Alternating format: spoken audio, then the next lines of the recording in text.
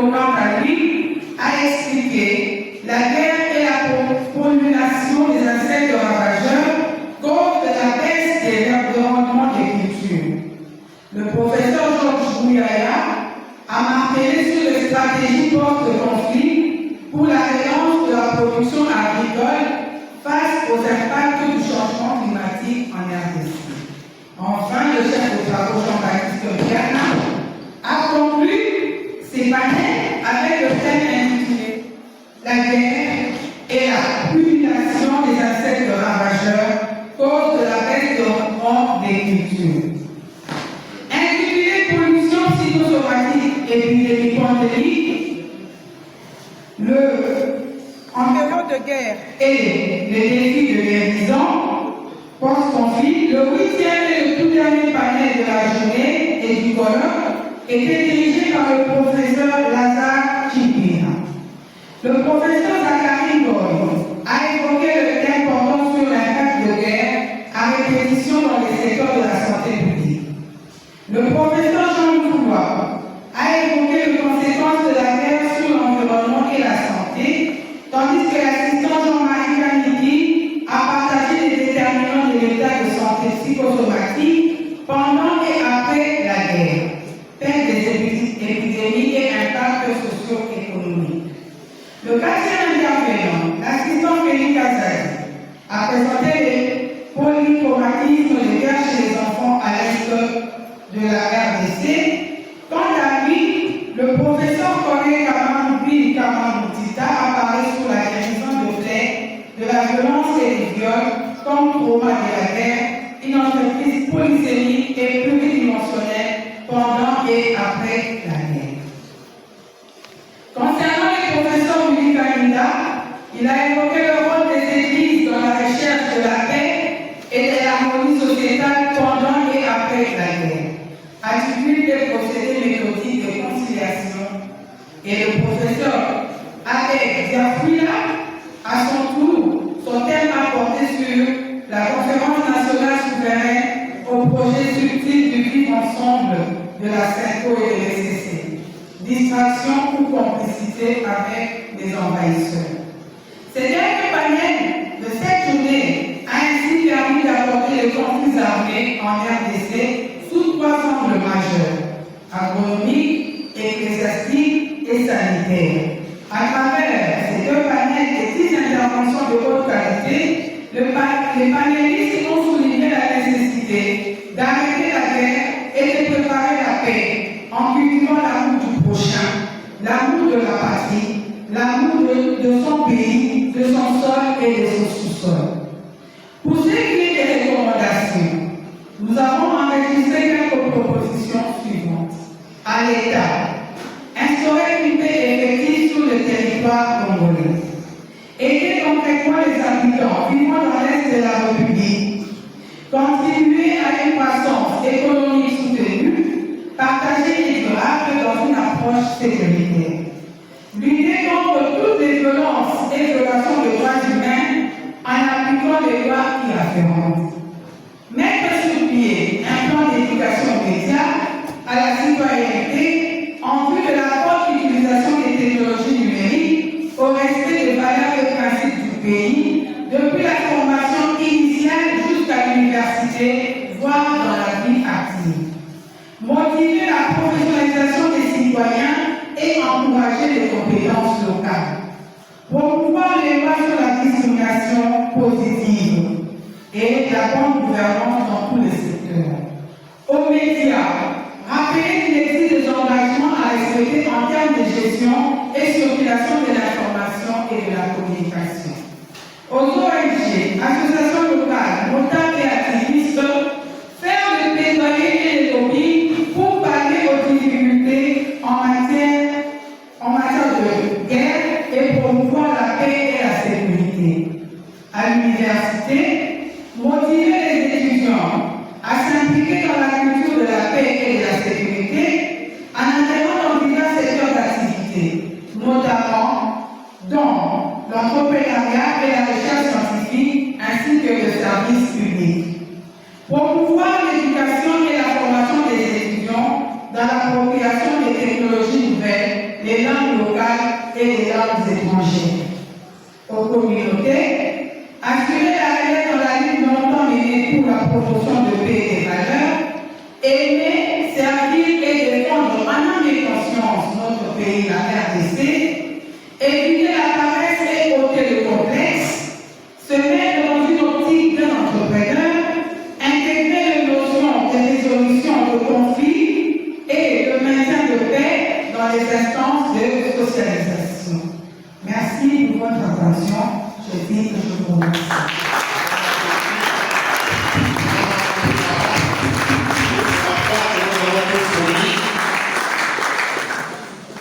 Merci, madame.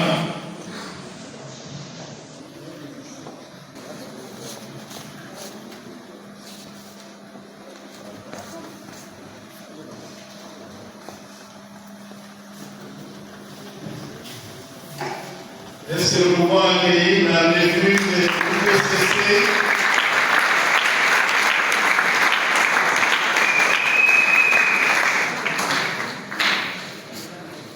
Je dirais trois petites choses au sujet de la revue. Donc, vous pouvez vous tenir là-bas. Allez. Voilà. La première chose, c'est la philosophie de la revue. La deuxième, le nom de la revue. Et la troisième, c'est la modalité de fonctionnement de la structuration de la revue. D'abord, la philosophie. La revue de l'UPCC est une revue scientifique interdisciplinaire. Elle prend en compte les 8 domaines d'enseignement et de recherche que nous avons à l'UPCC, donc les 8 facultés, mais elle couvre les 12 domaines classiques ou les 12 facultés classiques de toute l'université. Et la philosophie, c'est faire de la recherche, exposer les résultats, surtout contribuer à la résolution de problèmes et des difficultés de la communauté humaine. Nous rentrons donc dans les 3 missions classiques: exposer la science pour ceux de l'intérieur et de l'extérieur, c'est une modalité d'enseignement. Approfondir de questions ou faire des recherches sur des problèmes, c'est la deuxième mission. Et la troisième, c'est de partager avec notre communauté les résultats de la recherche. Le deuxième élément, c'est le nom de la revue. La revue de l'UPCC s'appelle PIA. P-I-A. PIA. Derrière ce nom se trouve le libellé Perspective d'invention de l'avenir. À toute lettre, le nom de la revue, c'est Perspective d'invention de l'avenir. Mais l'abréviation PIA a une signification en Chiluba. En Chiluba, quand on dit à quelqu'un PIA, on lui dit sois mûr ou deviens mûr.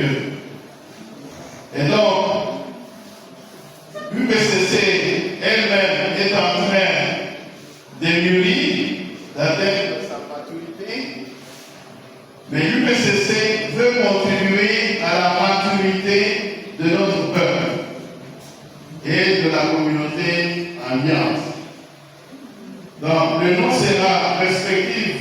Donc, le nom, on mettra sur la revue, on mettra le sigle ou l'abréviation ici, à côté du logo, PIA, et en dessous, on mettra Perspective d'invention de l'avenir, ce qui représente perspective pour P, invention pour I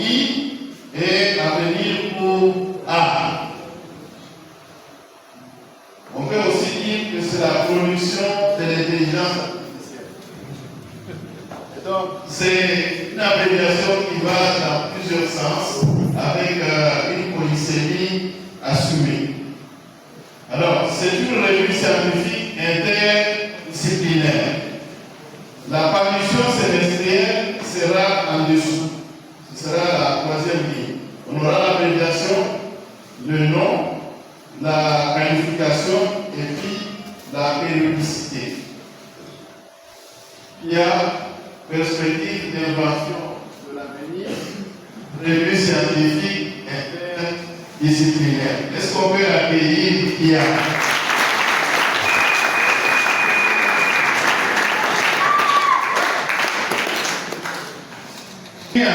Le premier numéro qui prend le premier semestre de l'existence de la revue, c'est-à-dire du 1er juillet au 31 décembre.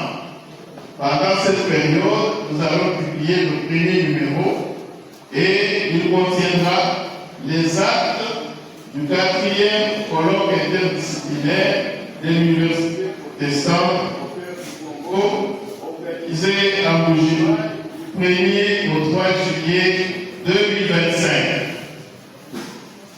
Et le thème vient ensuite et l'université propriétaire vient à la fin. Et donc ce sera le couvercle ou la page annonciatrice de notre région.